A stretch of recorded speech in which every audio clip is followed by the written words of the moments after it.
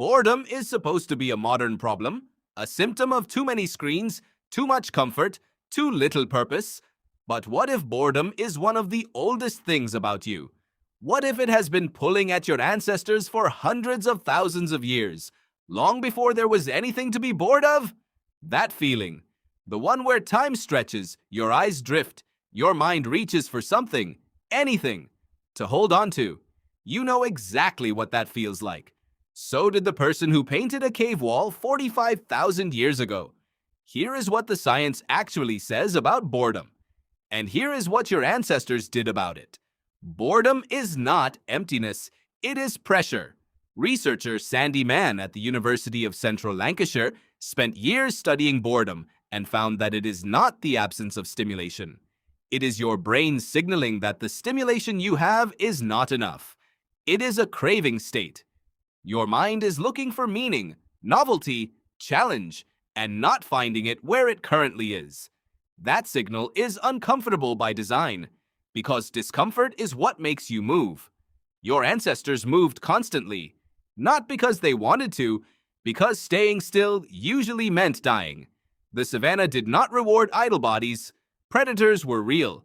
Shelter had to be built and rebuilt. Food had to be tracked, chased, gathered, processed. The ancient nervous system had a solution for the gap between tasks. It sent you wandering, physically, mentally, both. Think about what boredom actually does to a body when there are no phones, no books, no artificial tasks to fill the space. It talks to you. Anthropologist and primatologist Robin Dunbar at the University of Oxford has argued that the roots of social behavior in early humans are not purely practical. Grooming, storytelling, gossip, these behaviors filled the time between survival tasks. They served a double function. They maintained social bonds, and they relieved the pressure of an understimulated mind. Boredom was, in a very real sense, the engine of early human connection. Your ancestor sitting by a fire after a successful hunt was not resting in the modern sense. The fire crackled. The dark pressed in from every side. There were no walls between them and the night. And in that stillness, the mind did what minds do. It started generating. Stories formed. Patterns were noticed. Faces were drawn in the flames. Rituals were invented to explain the parts of the world that could not be explained. This is where mythology was born. Not in the dramatic moments of life. In the quiet ones. In the bored ones. Consider the Blombos Cave in South Africa. Researchers found abstract geometric engravings on ochre dating back 75,000 years. No practical function. No prey to hunt on the rock surface. No shelter to gain from the marks. Just marks. Made because a human hand needed to make something. Because the mind was reaching outward for stimulation and the only direction available was inward. This is what psychologists call mind wandering. And neuroscientist Marcus Rachel at Washington University in St. Louis identified the specific network in your brain responsible for it. He called it the default mode network. It activates not when you are focused, but when you are not. When your attention is freed from a task, this network lights up, and it does not go quiet. It starts connecting things, simulating futures, rehearsing social scenarios, generating creative leaps.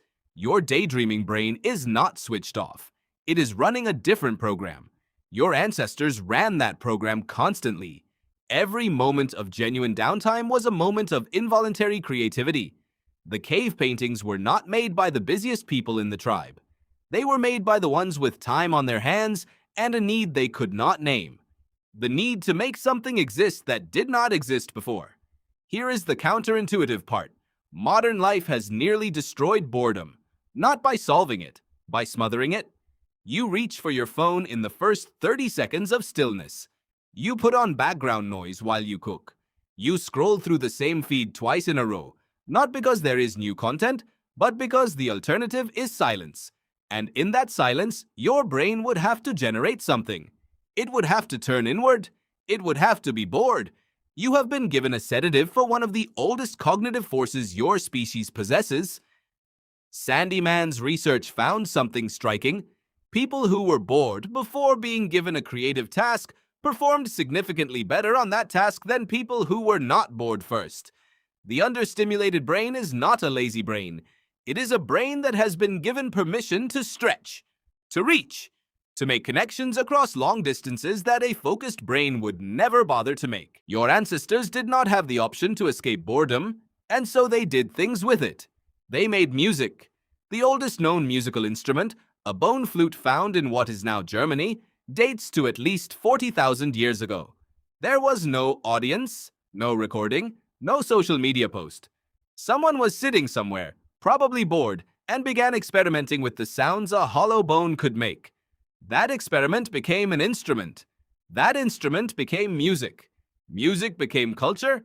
Culture became the thing that separates your species from every other creature that has ever walked the earth. All of it, from a restless afternoon. There are other artifacts that point to the same source. Beads of drilled shell found in Morocco dating back 130,000 years. No survival function, just beauty. Just the need to make something that did not need to exist.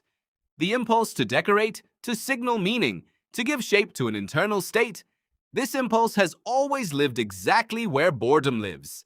In the gap. In the waiting. Now consider what happens to you when you are genuinely bored, when you resist the reflex to fill it. If you have ever been on a long drive with no music, you know the feeling. The first 5 minutes are uncomfortable. Your mind squirms. It wants input. Then something shifts. A thought arrives that has not visited in weeks. A memory surfaces that connects to something you have been trying to figure out. A question forms that you did not know you were asking. The mind, denied its escape hatches, turns back on itself. And it starts to work. This is not a modern self-improvement trick. It is an evolutionary inheritance. Your ancestors were bored, and they built civilization out of it. They sat around fires with nothing to do and invented language elaborate enough to describe the stars. They watched the seasons repeat and turned that repetition into agriculture. They had no way to escape the long hours between hunts, and so those long hours became thinking hours, wondering hours, tinkering hours. Researcher John Eastwood at York University has spent years studying boredom and argues that the modern inability to tolerate it may have consequences beyond the personal. A society that cannot be bored cannot generate the kind of sustained, unstructured, internally driven thinking that produces genuine innovation.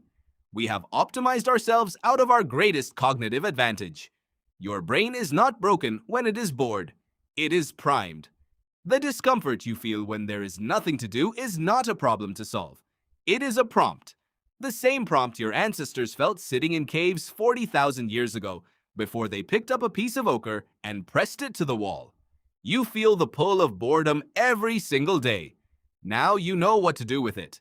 Tonight, when the silence settles and your hand reaches for your phone, you might pause, just for a moment, and let your mind do what it has been trained by 300,000 years of evolution to do when nothing is happening, because something always happens next. And that something, that thing that arrives in the quiet, was never a symptom of having too little to do. It was always the point.